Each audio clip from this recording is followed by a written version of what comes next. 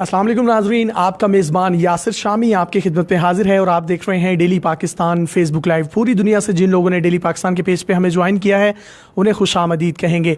इस वक्त मौजूद हूँ मैं तहरीक लब्बाइक या रसूलुल्लाह की सियासी विंग तहरीक लब्बाइक पाकिस्तान के सरबरा और तहरीक लब्बाइक या रसूलुल्लाह के भी सरबरा अल्लामा खादिम हुसैन रिजवी साहब के साथ, जो कि कल लाहौर से इस्लामाबाद तक लॉन्ग मार्च करने जा रहे हैं और इनके क्या मुतालिबात होंगे, क्या हिकमत अमली होगी, वो इन्हीं से बराह रास्त हम पूछेंगे।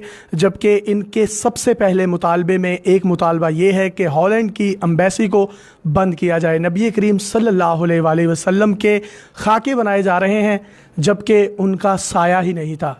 जिसका साया नहीं उसका खाका कैसे बन सकता है, और उम्मत मुसलमान का, मीडिया का इसमें ख़ुसूसी तौर पर क्या किरदार होना चाहिए था, क्या किरदार है, ये तमाम तल्ख सवालात हम इनसे पूछेंगे और इनसे ये भी आज जानने की कोशिश करेंगे कि ये इनका लॉन्ग मार्च धरने में कन्वर्ट होता हुआ दिखाई देगा या हुकूमत अगर इनको रोकती है, मुज़ाहमत करती है, इनको इस्लामाबाद तक नहीं पहुंचने देती तो फिर भी इनका एहतजाज या लॉन्ग मार्च जो होगा ये पुरअमन होगा या नहीं। अल्लामा साहब बहुत शुक्रिया। सबसे पहले जो आपसे सवाल है वो ये है कि जो खाके बनाए जा रहे हैं ये आपका मसला नहीं, ये पूरी उम्मत मुसलमान का मसला है, हमारा भी मसला है।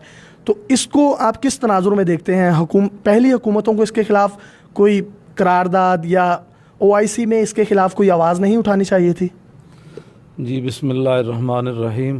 आपकी तशरीफ़ आवरी का नहायत ही दिल की अथाह गहराइयों से शुक्रिया कि आप इस असास मसले में हमारे पास तशरीफ़ लाए। ये मसला उम्मत की बका का है। इमाम मालिक अलैहिर्रहमा से हारून रशीद ने जब पूछा था तो फरमाया मा बकाउल उम्मत बाद शत्म नबिया, कि अगर हुजूर के ख़िलाफ़ बात हो, हुजूर की उम्मत बदला न ले तो फिर सारी मर जाए। ज़िंदा रहने का उसे हक़ नहीं है। तो उम्मत अगर ज़िंदा रहना चाहती है तो फिर पूरी उम्मत को खड़े होकर हॉलैंड के गुस्ताखों को रोकना होगा, और उसमें एक आम मुसलमान से लेकर हाकिम वक्त तक सबकी ज़िम्मेदारी जो है वो बराबर है और सबको काम करना चाहिए इसमें। अच्छा, अब बिजनेसमैन भी पैदा हो रहे हैं, फ़ौजी भी पैदा हो रहे हैं, डॉक्टर्स, इंजीनियर्स भी पैदा हो रहे हैं। क्या माए नूरुद्दीन जंगी नहीं पैदा कर सकती? असाज़ा नूरुद्दीन जंगी नहीं बना सकते? जो कोई भी उठता है और नबी करीम सल्लल्लाहु अलैहि वसल्लम की शान में गुस्ताखी कर देता है, नाउज़ बिल्लाह, तो ऐसे ओछे हथकंडों से हम किस तरीके से निपट सकते हैं? कोई हिकमत अमली है आपके पास?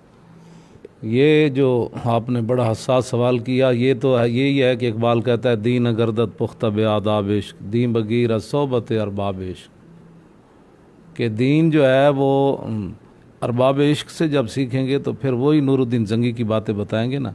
और जब दीन आप रोटी कमाने वालों से सीखे तो वो रोटी का ही दर्स देगा ना। इकबाल कहता है खिश्तरा में हमारे अव्वल काजमी नियात हुए बत बाबच्चा शाहीन दियात, कि हमारा जो मेमार था उसने पहले ईंट ही टेढ़ी रखी है और शाहीन बच्चों को बतखों का सबक पढ़ाया कि आप इतने लंबे सफ़र करते हैं रोज़ी के लिए, तो आप सुबह गटरों के अंदर अपना मुंह डालें और वहाँ रोज़ी खाएं।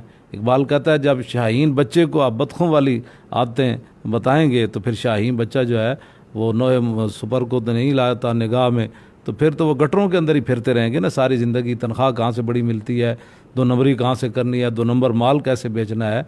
तो वो थे कि नूरुद्दीन जंगी ने जिसको साथ रखा सलाहुद्दीन अयूबी, मरने के बाद उसके घर कफन के पैसे भी नहीं थे, मुसलमानों ने चंदा करके सलाहुद्दीन अयूबी को दफन किया। अच्छा, मुझे आप ये बताएं, क्या आपने ही सिर्फ इस चीज़ का ठेका लिया हुआ है? इतनी बड़ी बड़ी खानकाहें हैं, इतने बड़े बड़े गद्दी नशीन हैं, मौलवी हजरात है, क्या उनका खाने पीने पे ही सारा स्टेटस रहेगा, सारी तवज्जो रहेगी? निकलना है तो सिर्फ अल्लामा खादिम हुसैन रिजवी ने ही निकलना है? ये उन लोगों के बारे में भी कुछ कहें ना। ये हैं तो आप लोगों की जमात के ही ना, आपके ही तमाम पैरोकार हैं। अगर पैरोकार नहीं भी तो उनका भी एक मजहबी स्टांस है। आपने ही ठेका लिया हुआ? मैंने नहीं लिया, लेकिन जिस तरह आप फरमा रहे थे ना कि भाई ये वो नूरुद्दीन जंगी कहाँ गया, तो इकबाल ने भी यही कहा था कि तूने पूछी है इमामत की हकीकत मुझसे, हक तुझे मेरी तरह साहिब असरार करे, है वही तेरे ज़माने का इमाम बरहक जो तुझे हाजिर व मौजूद से बेजार कर, मौत के आईने में दिखा कर तुझे रुख दोस्त, ज़िंदगी तेरे लिए और भी दुश्वार करे, दे के एहसास ज़ियां तेरा लहू गरमा दे, फ़क्र की सान चढ़ा के तुझे तलवार करे।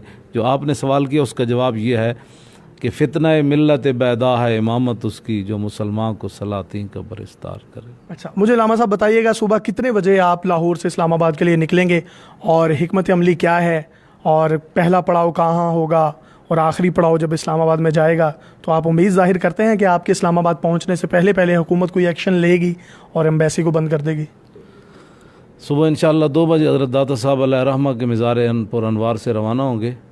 2 बजे का टाइम दिया है, हो सकता है कोई आधा घंटा लेट हो जाए, लेकिन 2 बजे का हमारा टाइम है। और रात पड़ाव जो है वो गुजरात में होगा, मराड़ी शरीफ में, पीर मोहम्मद अफजल कादरी साहब के वहाँ जो है वो मरकज़ में। तो इंशाअल्लाह राब्ते हर तरफ से लोग कर रहे हैं, तो ये हो सकता है कि अल्लाह ताला इनको हिदायत दे और ये हमारे निकलने से पहले जो है वो सफ़ीर उसका निकाल दें और अपना वापस बुला लें। और इनके ईमान का तकाज़ा यही है, पूरी उम्मत के ईमान का तकाज़ा यही है। पाकिस्तान की जो बुनियाद है, पाकिस्तान का मतलब क्या, ला इलाहा इल्लल्लाह मुहम्मदुर रसूलुल्लाह, लाखों लोगों ने जो मुसलमानों ने कुर्बानियाँ दी, उसका तकाज़ा यही है कि हमारे निकलने से पहले ये सफ़ीर निकाल दें। अच्छा, अगर वो सफ़ीर नहीं निकालते तो आप किसी जो है इंतहा पसंदी की तरफ जाएंगे इनके ख़िलाफ़, इन लोगों के ख़िलाफ़? इंतहा पसंदी ये नहीं है। आप ये सवाल करें कि क्या आप रसूलुल्लाह के लिए जान दे सकते हैं, तो इंशाअल्लाह हम, इंतहा पसंदी का लफ्ज़ बिल्कुल ही इस मसले में नहीं है। तो कुल्लु गुलुव्विन फ़ी हक़्क़ी तक़सीरुन, हमारे बुज़ुर्गों ने कानून लिखा है कि हुज़ूर की मोहब्बत में जितना भी कोई गुलुव करता चला जाए ना, आखिर वो कहेगा कि हक़ तो यह है कि हक़ अदा न हुआ। तो हम हुज़ूर के लिए जान देने के लिए तैयार हैं। और बहुत सारे लोग जो मुझे आकर मिल रहे हैं, तैयारी करके आए हैं, उन्होंने अपने शापरों के अंदर कफन भी डाले हुए हैं। तो अगर हुकूमत ने रोकने की कोशिश की तो उसके लिए क्या हिकमत अमली होगी? कुछ भी नहीं, हम रुकने वाले तो हैं ही नहीं। ये हुज़ूर की इज़्ज़त के लिए रुकना तो फिर अपने आप को तो फिर ये झूठा साबित करना है कि हम तो आंसू गैस को देख कर रुक गए, ये गोली आ रही थी तो हम सिरे। इंशाअल्लाह अगर, मैं तो चाहता हूँ, ज़िंदगी बहुत बसर हो गई कि कोई गोली आए हुज़ूर के नाम पर मुझे, मेरे लिए, तो मैं उसको देख कर मुस्कराऊँगा कि इसी की तो तमन्ना थी, आज वो आ गई है। अच्छा, राजा ज़फ़रुल हक कमेटी के बाद शफ़क़त महमूद साहब जो है वो मौरूद इल्ज़ाम ठहरे और उनको वज़ीर तालीम बना दिया गया, तो इससे मुतल्लिक़ क्या कहेंगे आप? ये तो इमरान साहब जो कहते हैं मैं बड़ा आशिक़ रसूल हूँ और उनकी सारी जमात कह रही है, तो उनसे ये सवाल होना चाहिए कि जब एक बंदे के बारे में ये बात आ गई है तो आपने इसको किस हैसियत से। वो ये कहते हैं कि हमें बहुत सारे मशाइख और उलमा ने इनको जो है वो साफ़ करार दे दिया है। तो वो मशाइख और उलमा क्यों नहीं निकलते ख़त्म नबूवत के मसले पर? तो इसीलिए नहीं निकलते कि वो उनके अपने अपने मफादात हैं। वो अगर कुव्वत फ़िरऔन की दरपर्दा मुरीद, लानत है वो कौम के हक़ में कलीमुल्लाह। तो वो कुक्कड़ खा रहे हैं तो आप भी कुक्कड़ खा लें। जी, हमने तो फिर कलमा जो पढ़ा है, तो कलमा पढ़ने के बाद तो हुज़ूर ने फरमाया मोमिन की मिसाल उस ऊँट की तरह है जिसकी नकेल उसके मालिक के हाथ। दिल दा कलमा हर कोई पढ़दा, ज़बानी कलमा हर कोई पढ़दा, तो दिल दा पढ़दा कोई हो। तो जी, इन्होंने दिल का कलमा पढ़ा है, जबकि मैं इस बात पे डेली पाकिस्तान का पूरा इदारा अल्लामा खादिम हुसैन रिजवी के साथ है कि ये ख़त्म नबूवत का मसला, खाकों का मसला, कोई भी जो मसला है ये हमारी जानों से बढ़कर है और हमारी जानें भी इन पर कुर्बान हैं। बाकी सियासी पार्टियां कोई सदारती इंतखाबात में मसरूफ़ हैं, कोई ओपोजिशन की पॉलिटिक्स में मसरूफ़ है, कोई गवर्नर बनने की पॉलिटिक्स में मसरूफ़ है, लेकिन ये वो वाहिद शख्स जो चल भी नहीं सकता, मेरा कैमरा आपको दिखा सकता है, एक व्हील चेयर यूज़र है और अल्लाह के नबी ने जिससे काम लेना हो वो ले लेता है। और मुझे खुशी है कि ये शख्स जो चल नहीं सकता, इसने बड़े बड़ों की दौड़ें भी लगवा दी हैं और ये उस मसले पर दौड़ें लगवाई हैं जो हम सब के दीन का और ईमान का हिस्सा है। अल्लामा साहब, अल्लाह ताला आपको हिम्मत दे। हमारे प्लेटफॉर्म से अपने कारकुनों को या पूरे पाकिस्तान के सियासतदानों समेत आवाम को कोई पैगाम देना चाहते हैं तो आप दे सकते हैं। जी, यही पैगाम है, अल्लाह आपकी जवानियाँ सलामत रखे, आप इदारे को भी सलामत रखे। यही पैगाम है कि इस मसले में मुदाहनत जो है ये हरगिज़ अल्लाह रसूल को बर्दाश्त नहीं है।